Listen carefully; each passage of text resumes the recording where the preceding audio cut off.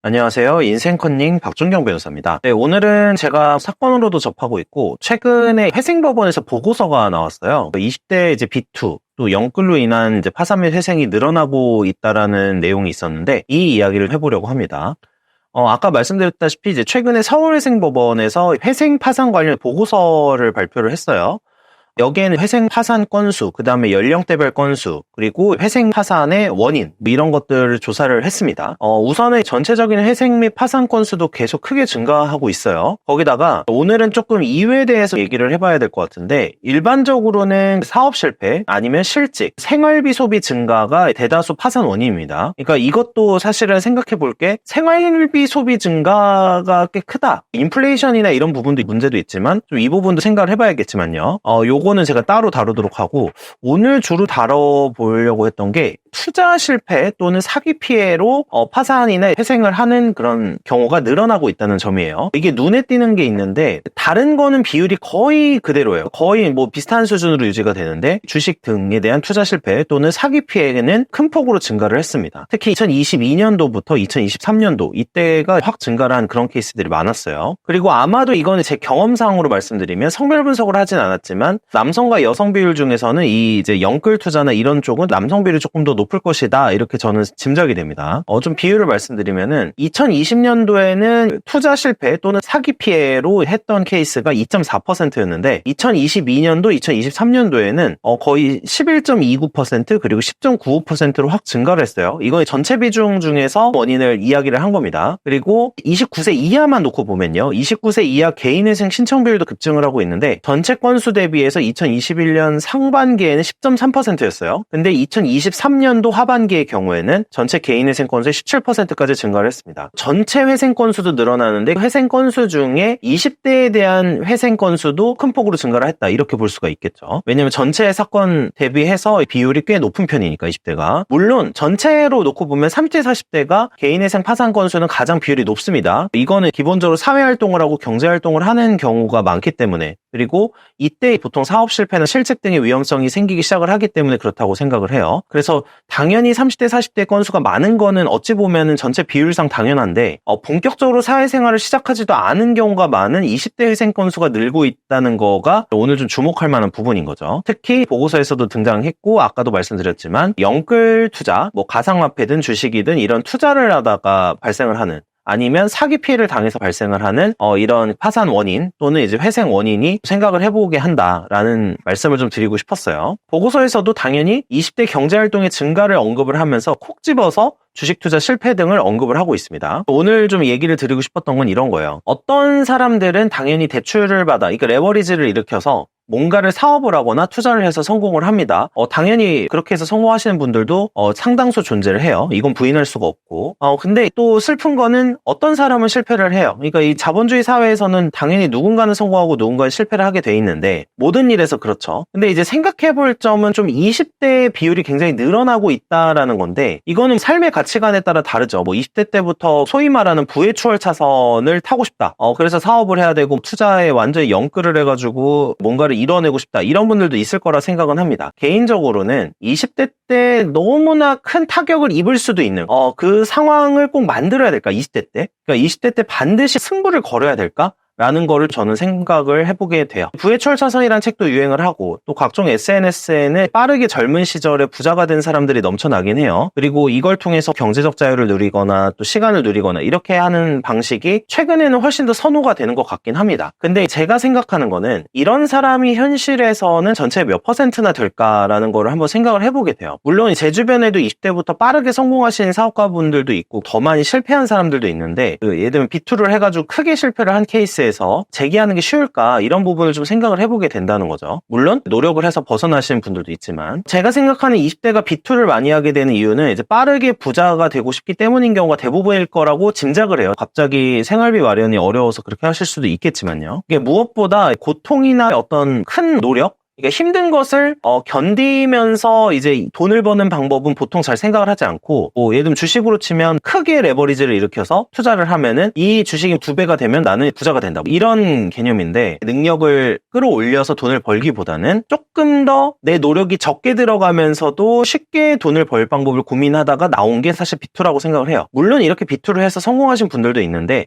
아까 말씀드렸다시피 실패를 할 경우는 굉장히 타격이 크다. 그리고 제가 했었던 사건 중에서는 그렇게 해가지고 극단적 선택을 하는 케이스들도 있었습니다. 20대 때 하는 고민은 이런 거죠. 돈을 많이 벌고 싶은 거는 대부분의 사람이 공통적으로 갖고 있는 욕망인데, 정확하게 벌 방법이 잘 떠오르진 않죠. 사업을 할 수도 있고 여러 가지 방법이 있지만, 근데 결국에 사업은 크게 두 가지인데, 남들이 하지 않는 거를 먼저 찾아내서 기회를 창출하거나, 아니면 남들이 대체적으로 선호하고 하고 싶은 일을 더 잘하거나, 이 두 가지가 제일 큰데, 그러니까 돈을 벌고 싶을 때 가장 빠지기 쉬운 유혹이 영끌이나 사기 피해 같은 것들인 것 같아요. 제 주변에 전업 투자자들인 친구들도 있는데, 성공적으로 하고 있는 친구들도 레버리지를 활용하는 케이스가 꽤 있어요. 근데 이 친구들은 대체적으로 뭐 10대부터 시작한 친구도 있고 20대 초중반부터 계속해서 투자 공부를 하고 여러 가지 공부를 했던 친구들이에요. 그리고 전체 투자자 케이스로 봤을 때 이러한 이제 투자 성공 케이스가 전체 투자자 중에서는 몇 퍼센트나 될까? 그러니까 이게 소수일까 다수일까를 한번 생각을 해봐야 되는 거죠. 그러니까 최근에는 모두가 돈을 잘 벌고 부자가 될 수 있고 이런 식의 내용으로 막 홍보를 하거나 뭔가 가르침을 주거나 영상 같은 게 나오는 경우가 많은데, 저는 사실 모두가 부자가 될 수 있는 사회는 없다. 그리고 모두가 부자가 된다고 하면은 이미 부자가 아닌 거죠. 부자는 상대적인 개념이니까. 그래서 자신감을 가지고 노력하는 건 굉장히 좋은 일이에요. 좋은 일이지만 그렇다고 해서 내가 가지고 있는 능력치를 이제 끌어올리려고 노력하지 않고 객관적으로 능력이 안 되는데 돈만 바라는 거는 사실은 오만한 것일 수도 있다라는 생각을 저는 합니다. 젊은 분들하고 얘기를 할 때 말씀드리는 게, 20대는 일단 안정적인 경우가 없어요. 안정적일 수가 없어요. 그리고 돈도 없어요. 근데 이거를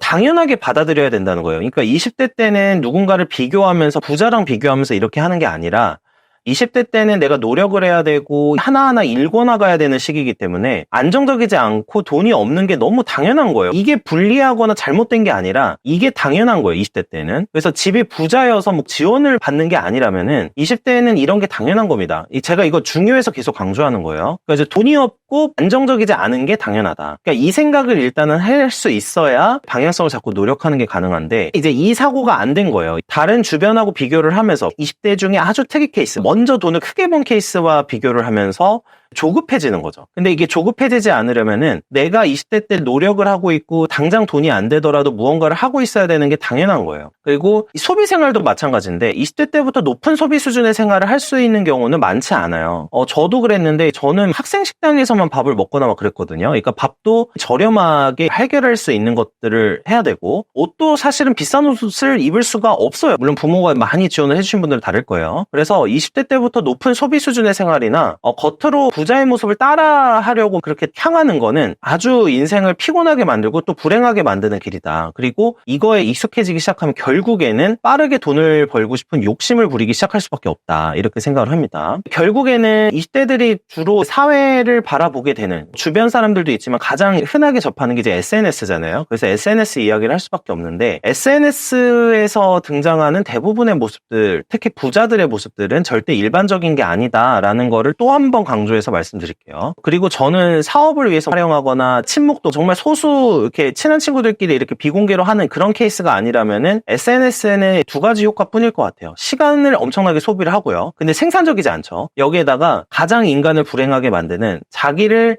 자랑하면서 교만하게 만들거나, 아니면 내가 남들보다 못하다고 보이면 남들과 비교하면서 불안하고 절망하거나, 이 두 가지밖에 없다고 생각을 해요. 그래서 삶에서 생산적인 어떤 효과를 발휘하고 싶으시면은 사실은 남에게 관심을 갖기보다는 내 인생에 계속해서 관심을 갖는 습관을 가져야 된다. 근데 이게 안 되고 주변을 보면서 저 사람은 되게 잘 나가는데 나는 안 되네, 이렇게 하면서 쫓기게 되면은 이런 영끌이나 쉽게 돈을 벌 수 있는 어떤 사기 같은 것에 넘어가게 되는 상황들이 많이 발생을 하게 된다라고 라고 말씀을 드리고 싶었어요. 물론 청년층을 이해할 수는 있어요. 얼마나 힘들어서 그랬겠냐, 또는 취업이 얼마나 어려우니까 이랬겠냐라고 하시는 분들도 있을 거고 어느 정도 동의하는 부분도 있습니다. 제가 오늘 말씀드리고 싶은 거는 힘든 것에 대해 이야기하는 거랑 능력 대비 더 많은 걸 바라고 쉽게 부자가 되려는 거는 사실은 완전히 다른 차원의 문제예요. 이런 B2나 영끌은 결국에는 주변과의 비교든 어떤 이유든 간에 쉽게 부자가 되고 싶었던 거고요. 내가 삶의 목표 설정이나 계획을 제대로 세우지 않은 채로 그냥 쉽게 돈을 벌고 싶었기 때문에 이런 플랜을 진행을 한다라고밖에 볼 수가 없어요. 그래서 이런 부분에 대해서는 제대로 된 이야기를 해줘야 되고, 공감은 또 다른 문제인 거죠. 실제로 취업이 어려워서 희망이 없다, 청년층의 절망이 이런 모습을 야기한 거라고 보는 언론 보도 같은 걸 봤는데, 당연히 시대적인 부분도 작용을 하죠. 혼자 사는 게 아니니까. 다만